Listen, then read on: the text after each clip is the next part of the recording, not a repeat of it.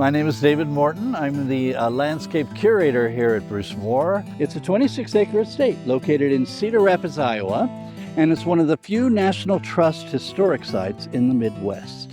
And this show is about how to create this little piece of paradise in your own backyard. A day in the life of a gardener.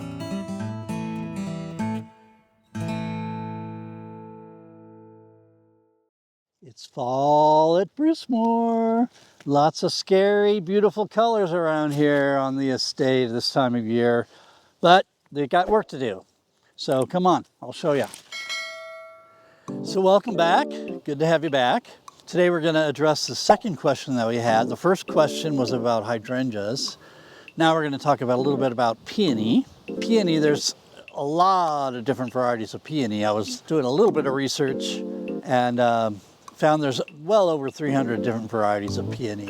And they are an herbaceous perennial type plant. What I'm going to talk about today are the herbaceous peony, the little perennial plant which most people think of, and then also the tree peony, which we have here too. And they're treated a little differently, and I have both of them in this little garden here, so it'll help me kind of explain some of this.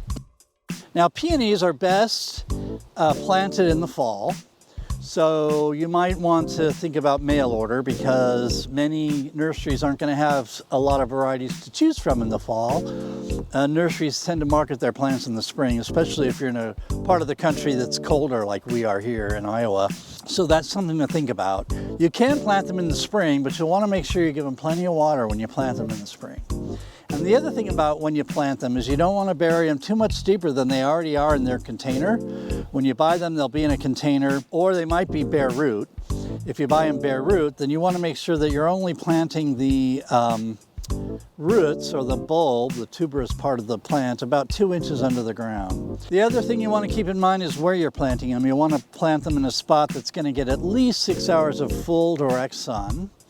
And also you don't want to be too close to any other shrubs or trees that might compete with nutrients and water. So those are some things to remember when you're planting a peony. Now it's fall, so this time of year they start to die back naturally. What we do is cut them all the way down to the ground on the shrub peonies, or the herbaceous perennial peony. On most of the shrub peony, here's another good one. They're just these thin little branches that come out from the ground. And we just cut these right on down to the very top of the ground. And then you can put a little bit of compost over the top of them if you wish. But peony also require a bit of a cold spell in order to bloom properly. So depending on where you are, not all peonies require a cold snap, but most varieties do. So if you're in a warmer climate like California or Florida, you'll want to check with your local nurseries as to what kind of peonies would grow there. The other kind of peony we have are the tree peony, and you can tell by looking at them, they have more of a bark. Looks like a shrub, and they're considered more of a shrub.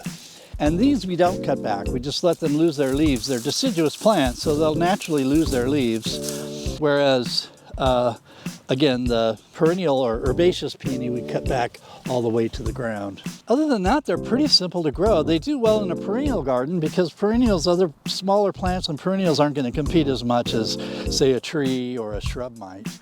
So those are the things to think about. Pretty simple. Well, this was a really fun episode. This and talking about the hydrangeas. I like getting questions from you guys. There's lots of things to talk about in the garden, so feel free to leave a comment with your question or some topic that you might want to discuss in a future episode. We've got winter coming, so we've got some ideas of what we're going to do for that. But yeah, I'm always open to suggestions. Always looking forward to talking to you people. And happy gardening. We hope you enjoyed it, and if you want to see more, hit the like button, the notification bell, and subscribe to the channel.